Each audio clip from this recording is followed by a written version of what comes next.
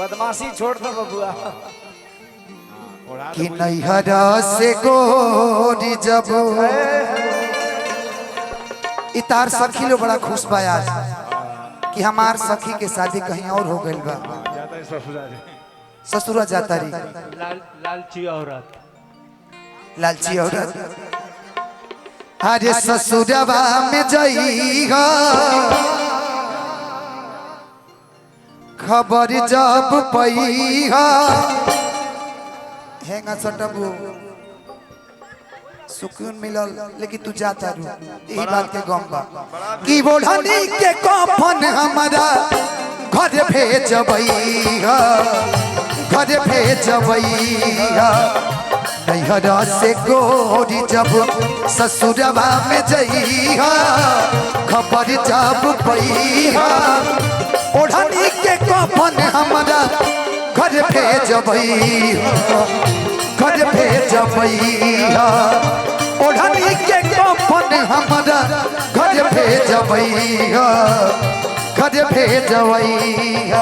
बस इतना ही संग था तुम्हारा हमारा तुम्हारा हमारा बस इतना ही संग था तुम्हारा हमारा तुम्हारा हमारा।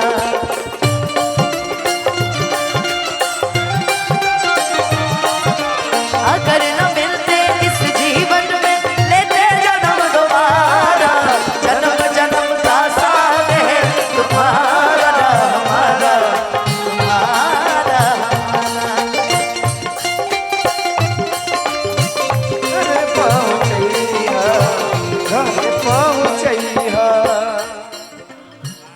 चाहे फुकाएम चाहे माटी में गड़ाए तोहरा से जरिया सपनों में आए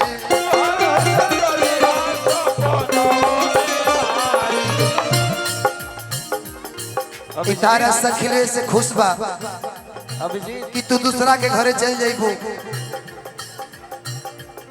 किरिया खा के कहा ईमानदारी से किरिया खा के कहा ईमानदारी से प्यार नहीं हरेले रही की ससुरारी प्यार नहीं हरेले रही की ससुरारी। सुना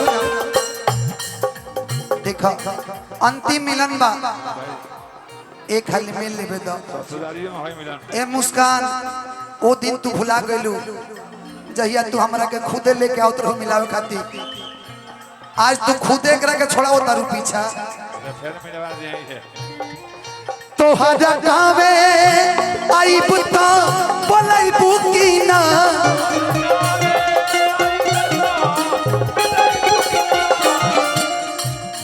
तोहरा गावे आइब त बोलैबू की ना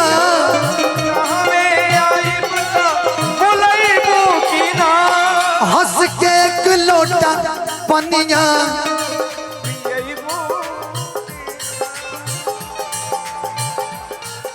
हंस के एक लोटा पनिया पियबू की ना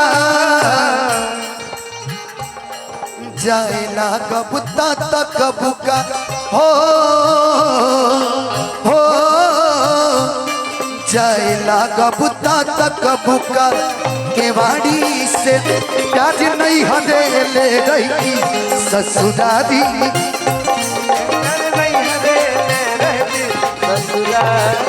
किरिया खा के कहा ईमानदारी से प्याज नहीं हदेले रही की ससुरारी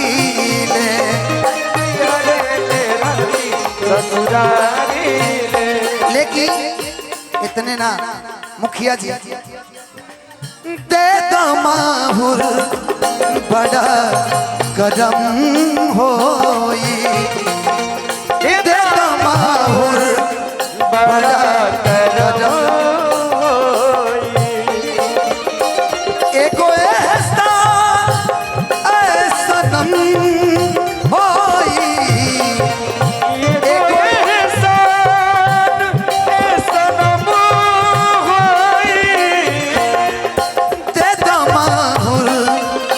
बड़ा गरम होई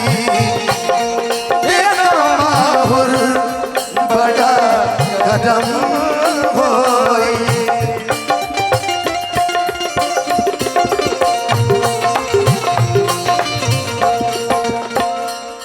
सभी मोटकी करावतिया, सभी मोटकी करावतिया। हमरा प्यार के दुश्मनी मोटकी भी है, हम बुझता नहीं। रोकी के देखी हो नयनवा के लोज के लिखे सर्वजीत बतिया लहू में बोल के। लिखे सर्वजीत बतिया लहू में बोल के। लिखे सर्वजीत बतिया लहू में बोल के। आज रोकी के रखी हो नयनवा के लोज के। क्या बात, बहुत सुंदर। लिखे सर्वजीत बतिया लहू में बोल के। लिखे सर्वजीत बतिया लहू में बोल के। लिखे सर्वजीत बतिया लहू में बोल के। किसर धनंजय साथे हरे नाता चलई हो हे चुड़ैल सखी सन के। हे चुड़ैल किसर धनंजय से हरे नाता चलई हो। मंटू भैया अंदर निवासी एक तरफ से आशीर्वाद मिलल। खबर जब पई हो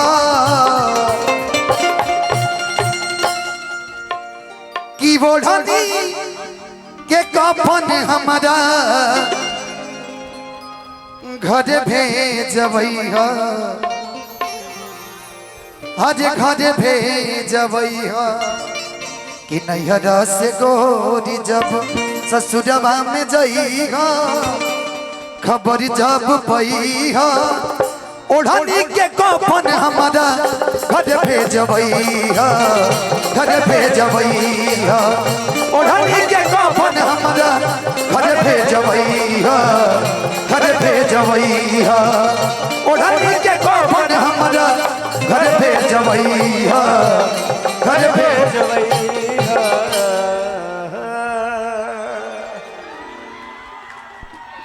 इतना दोस्त बड़े लोग के दुश्मन कहलो तो लाठी लिया यही बेरा। अपना कफन और